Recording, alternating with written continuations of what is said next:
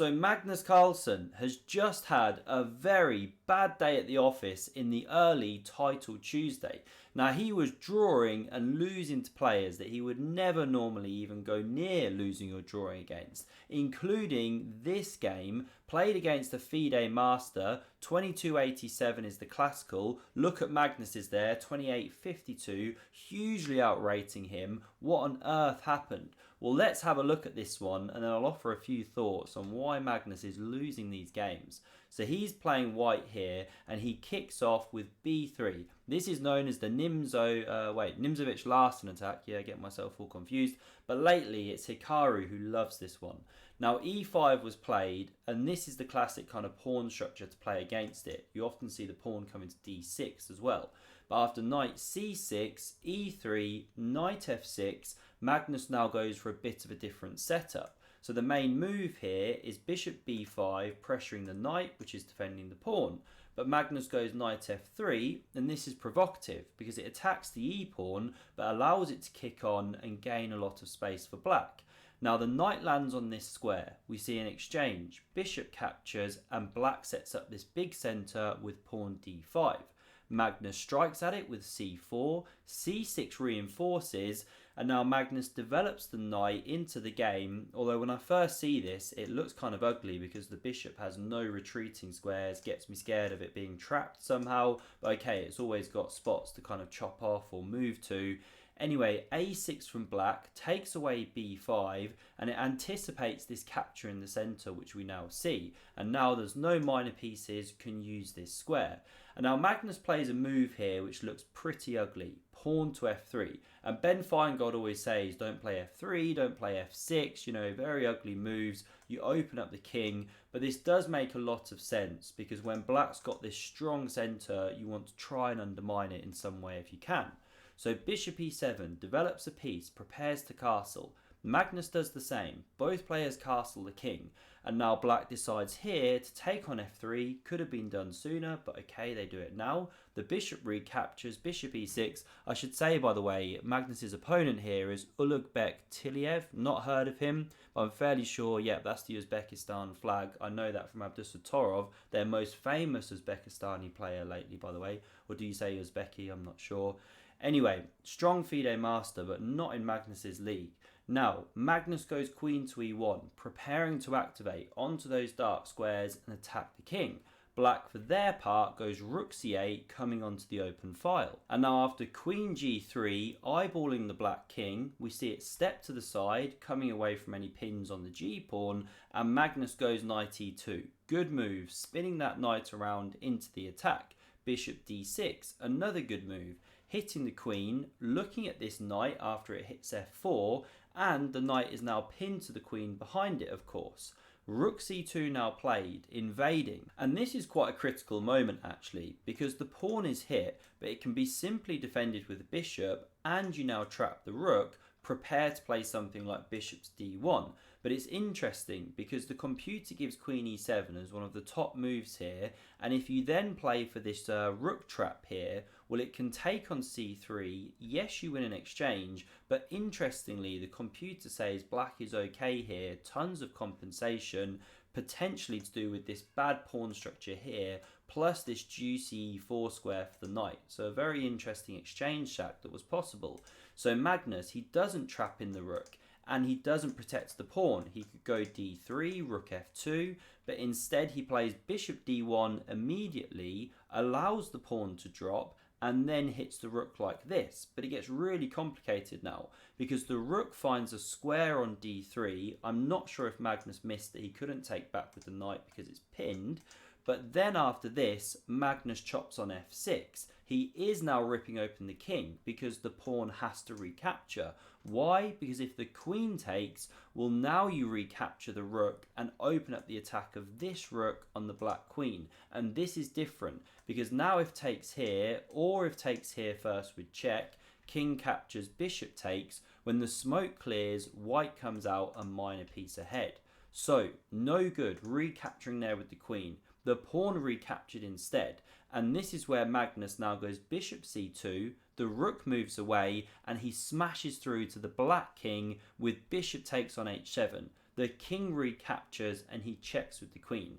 Now, he can force a draw here if he wants it, but of course he doesn't want to be taking threefold repetitions against a FIDE master, so he drops back the queen now to hit this rook. Just to say, by the way, this knight move was actually very strong here to get 3 pieces converging on this pawn, and if bishop e5 to cover, then there's this very thematic rook takes. If bishop goes, then the knight hops in. Check, the queen comes, and you get a checkmate like this. So that was actually the best way for Magnus to go, but not on his top form. He retreats the queen, hits this rook, now forces it here, and remember that for later, by the way, that the rook has been forced away from the protection of the d-pawn, because it's interesting how Magnus now jumps back and checks, the king goes, and he lifts the rook. But he could have done this whole sequence of queen check, rook lift, with this rook still on d2. Anyway, he goes for this one, but in pushing for the win, he's now burnt tons of time, look at his clock, and he's overlooked black's defensive resources. So rook e8 is now played, and what do? Because after check, king g8, you can no longer just shut the trap here with rook g3 check and mate if the rook was here, because now the king can actually run away. And if check, the king carries on running, this is completely lost for white. The checks run out and black's material ahead.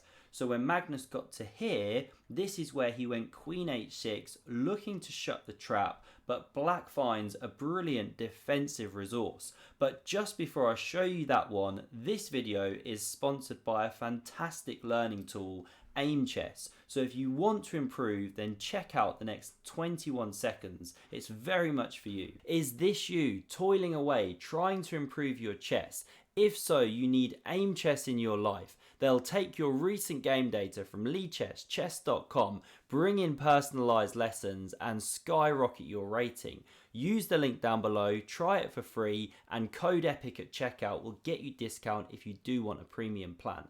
So coming back to the game here, after this move of queen to h6, boxing in the king, looking to play this rook g3, check and mate after bishop blocks, well, the bishop blocks immediately, hitting the rook, it sidesteps, pins, but now this pawn f5 move comes, reinforcing, and after the very logical pawn to h3, looking to win back a piece and rip open lines to the king, this is where black now finds a brilliant move, bishop f8. Now it's the obvious, but it's still really beautiful how the piece is now harmonized for black, because this queen has only one square to go to.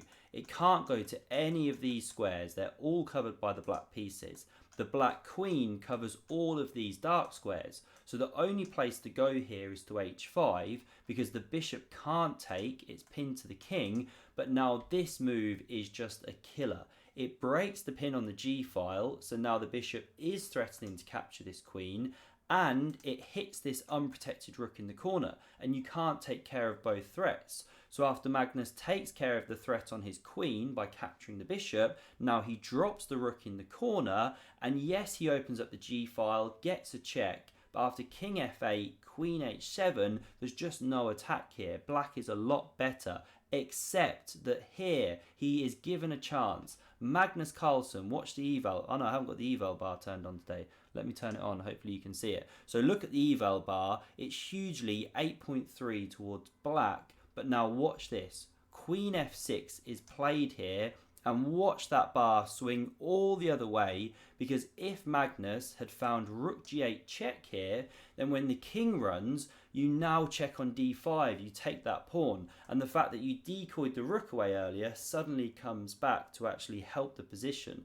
And after the king goes, you win the queen. This is winning for white, just amazing. But okay, I can understand why Magnus missed it. He immediately took on d5. He maybe even pre-moved it. You know, his time was so low. 1 second after this move was executed, but now he's dead lost because check forces the king away, and now black can get those queens off the board, get rid of the danger. Magnus captures, the bishop takes back, and there was a threat to bounce back, pin this rook to the king here. So rook g4 played, bishop e5 check anyway, g3 blocks, rook d8 hits this unprotected knight, and Magnus now defends with the e-pawn. Now Magnus could resign here, and I'm sure would, against a stronger player. He's literally an entire rook down for 2 pawns. But okay, he's looking for tricks, and the ending to this is pretty funny, so stick with it. Now rook c2 check was played, king h3, and after rook takes on a2, dropping another pawn, rook g5, rook b2, f6, looking to kind of shut the trap around the king, go for tricks. Well, nice practical play now by black, just eliminating this knight on d5, because after pawn recaptures, you then pick up this dark squared pawn with tempo on the rook, and it just simplifies black's defensive task. You can start just making that extra minor piece fall. So bishop e7 played, rook f3 comes back to defend this pawn. This pawn is now attacked by the rook coming behind. Magnus slides his rook, this pawn drops off the board, he checks, king goes, and he comes back, hitting both of these. The bishop saves itself, the pawn drops, and now rook d3 again goes after another pawn. This time it's the g pawn dropping off the board. Magnus still not resigning, but wait for the finish. So bishop here, the rook comes behind, but no danger of this pin. a5, king here. Now the exchange is offered. Magnus ducks. Rook takes on b3. Another pawn drops. Now we're going to whiz through these few moves here. We'll see black start to bring in the king. There's a check. The rook comes behind. And now in just a moment, after Magnus brings his rook around, checks the king, it goes. Well, this is the icing on the cake of a terrible game. He goes rook to a5. Now I missed the stream at this point on Twitch. I'm not sure if he kind of did it deliberately or missed it, or I got no clue, right? But the rook drops off the board. That is the final move of a poor game by world champion Magnus. But why was he playing so poorly today? Well, just my tuppence. I mean, he's constantly interacting with chat, right? He's messing around with openings, he's having fun, he's doing stuff for content. You know, he's just chilled and relaxing and all that kind of thing. So I don't think he's proper kind of sweating it with his openings and trying to beat people, or he'd be doing a lot better. So fair play to him. I don't want to beat him up too much. It's still great entertainment, win or lose, from world champion Magnus Carlsen, although not world champion for long. Ding versus Nepo soon for the new world champion. I'll be covering that one, so do hit subscribe if you haven't done so already. Do hit like, really helps me out. And thanks as always for watching. Check out this video on screen for another Magnus game. Cheers.